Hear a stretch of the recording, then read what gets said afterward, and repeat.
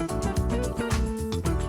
hope you're watching this. Pete Gerken. John Stainbrook is here today to call you out. He says there is absolutely no voter suppression in Lucas County, that it's a fantasy, just not happening. Is that a fair statement? Yeah, I mean, for years, we didn't have early voting, and for over 100 years, and we still had elections. I mean, this is what, up until 2006, I do believe, it was the only people that could vote absentee were people that were either senior citizens or their health was compromised, or like my father, who's in a wheelchair and he's 81 years old. That was what absentee voting was supposed to be about. But now, see, for hundreds of years, there never even was that. But then they had that, and then in 2008 was the first time, Donnie, we had off-site early voting. Now, let's say that again. Off-site. That means you could vote down there at Government Center, but this is off-site. So this is the first time. Now let me give you some statistics, if I can even say it. Statistics that will back that up. Instead of just fantasy, falsehood, and accusations,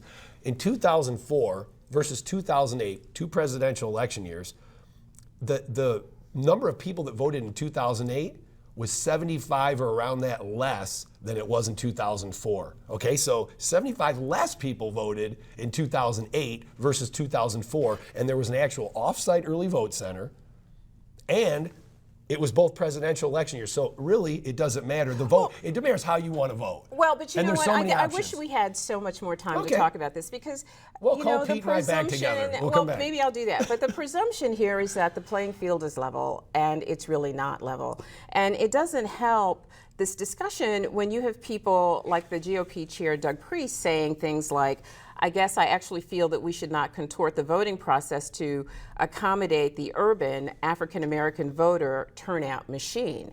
That's what he said. Now he has apologized. He has apologized for that, but he said that. So that's not a good look, John. Well, that doesn't work well for you guys. Well, first of all, Doug Price is actually a great chairman, good friend of mine, and you know what? What? He said, I'm not going to speak for Doug, but I'm saying that he said stuff that I think was just taken out of context. I mean, he is one of the most fair people. And how do you take that out of context, sweetheart? Well, because I'm trying to tell you that even their vote center, that I understood they were going to pick theirs, was going to be in the city as well. And it's actually got great parking and everything else. So at the end of the day, whether I'm saying to you that Pete Gerken's on the phone with the Obama campaign and he thinks I'm on the phone with Mitt Romney or John Husted, at the end of the day, we picked an early vote center that's in the city of Toledo. Yeah, and it's exactly we did. And so let's just talk about the facts. All right. Well, you did do that. There's much more to this conversation, but I know you want to talk a bit about Romney. Oh no, well, absolutely. Wow,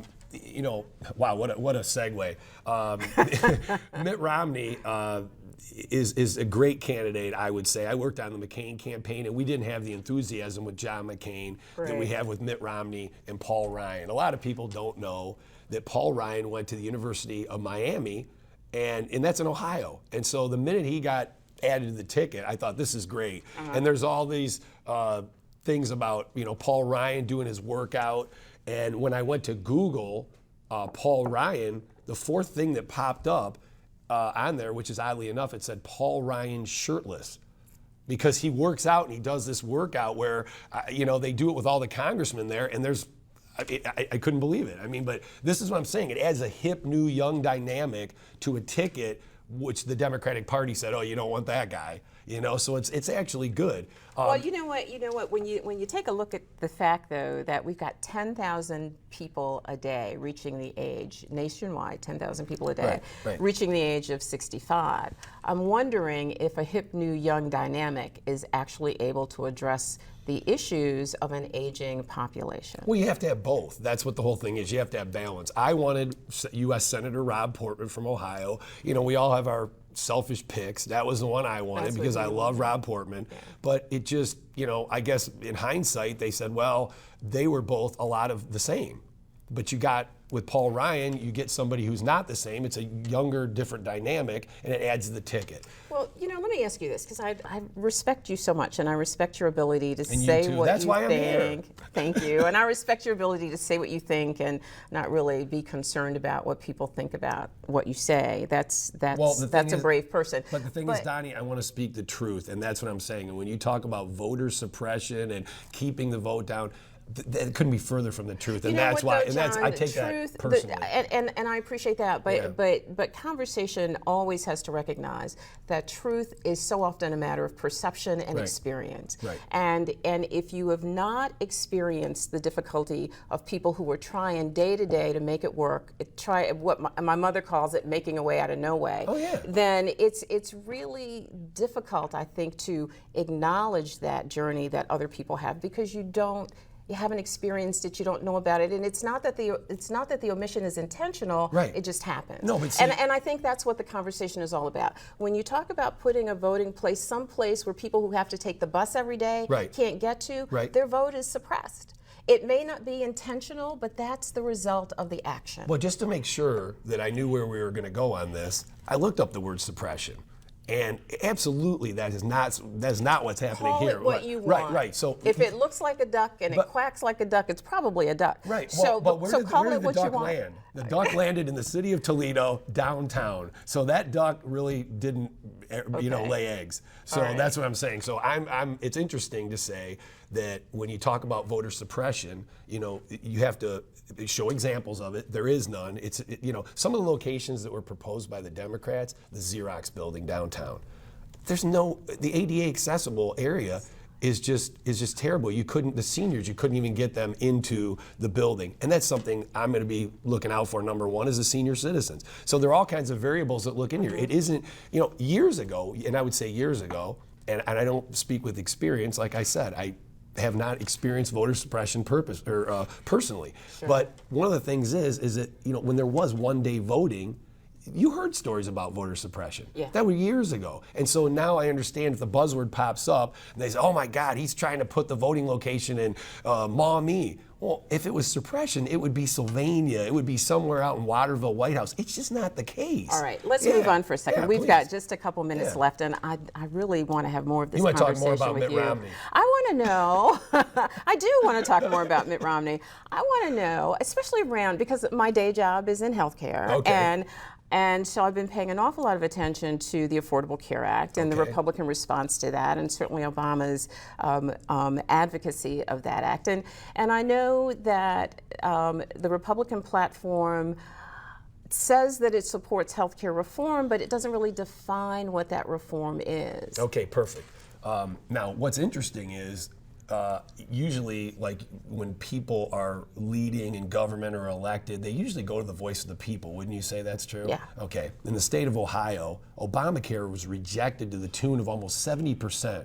68% of the voters said they didn't want it. Yet the president's going forward with it, and that's not something that the state of Ohio wanted.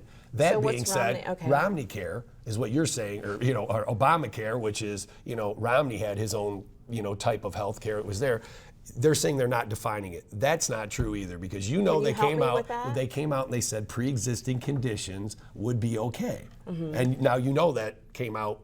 They were just discussing that. I think it was the buzz this week, and I agree with that as well. But that's not a plan, John. But that's not a plan that they're discussing, and I think that they're going to release that the closer it gets to the election, because this has been one of the things when you have a convention and people say, what do they want to talk about in this last leg of after Labor Day? We're heading towards to the race. What are we going to talk about? They got to reach the independent voters. Right. They've got to address what their plans are. Don't tell me you're going to bash the other guy. What are you going to do? And Donnie, do you know, we're sitting in a TV station.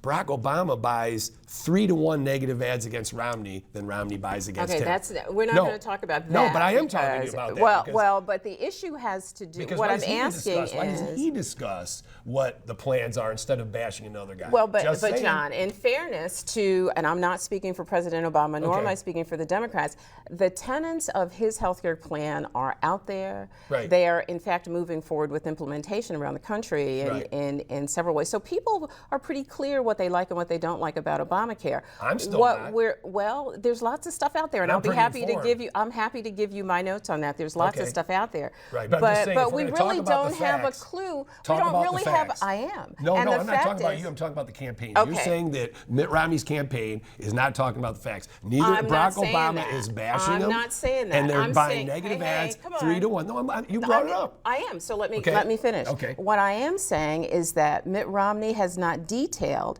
the components of his health care plan. Right. And we only have a minute, so I'm going to give it okay, to so- you. Golly, we've run out of time. What are we I'm gonna going to give talk it to about? you. What do you want to leave folks with? Well, one of the things is that the Board of Elections is set up, and it's 2 Republicans and 2 Democrats. And they're on there by statute, it's set up by law, so that there are checks and balances. And so anytime that you don't see a healthy discourse or a conversation or a debate going on like we're doing right now, Doni and I love each other. After this is over, she'll call me again, I'll be on the show. in a platonic way. So, I'm still taking applications for the other stuff. Yeah, so that's how it goes. If you don't have that debate, then you don't have a real debate going on. You have compromise parties and people no cutting debate. deals. You and are guess right. what? Yeah. So we're glad to have a good working Board of Elections. Thank you so much for being here. We got to go away. We'll be right back.